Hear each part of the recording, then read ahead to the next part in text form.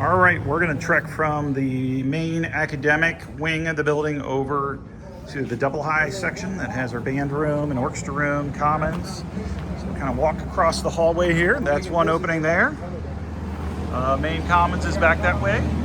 And we're walking into the band room. So quite a bit of space in here.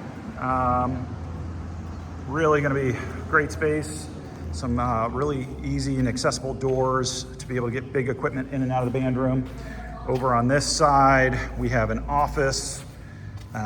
There will be a little wall that goes up right here from this block wall across that'll kind of create their little office space. And then this other side is going to be instrument storage. And if we continue through, it opens up into our orchestra room, which we've got the blocks up, so they will eventually dig this out, pack it down, and then they'll pour a concrete slab just like the band room. It's a really nice space overall in here. I'm gonna go ahead and wander across so you can see the commons area. They are busy working on the masonry walls over in this area. This is the last sections of the masonry walls that need to be done. So see these big openings over this side. Those are big openings right there out into the courtyard. And then coming down this way, we start to get into the servery area and into athletics. So we'll kind of head that way just for you guys to be able to see that.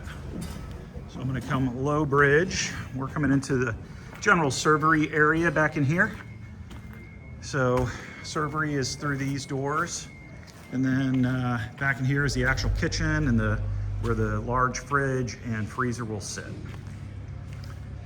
Then we've got another hallway that comes in right here.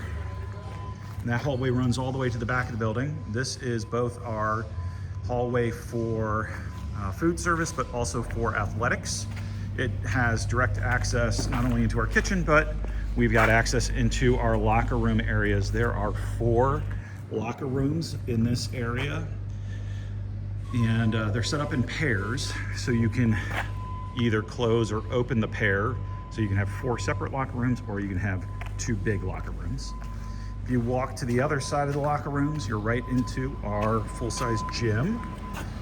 And this is really meant to be an auxiliary gym, so it's big enough to host full-size, for basketball games, volleyball games, any kind of bigger events where we need, more than 100 seats, 150 seats will be across in our competition gym. But smaller events will definitely be able to be handled in here. Similar to the other side of the building, there are going to be skylights that go in up here. Similar, if you look for that rectangular framing, you'll see that's where our skylights are going to be going in. So they will eventually start cutting those in to create that space. I'll walk you across so you can kind of see some of the exit doors and where those let you out. So you've got that doorway that'll come from the commons. There's some storage there as well. And then there'll be some exterior doors here that open outside. And you're right out into this area. Right now we got all this brick hanging out, getting ready to go on our exterior walls here. So lots of great stuff happening. Big old expansion tanks for our HVAC system. And on the other side, this will open up towards the 300 building.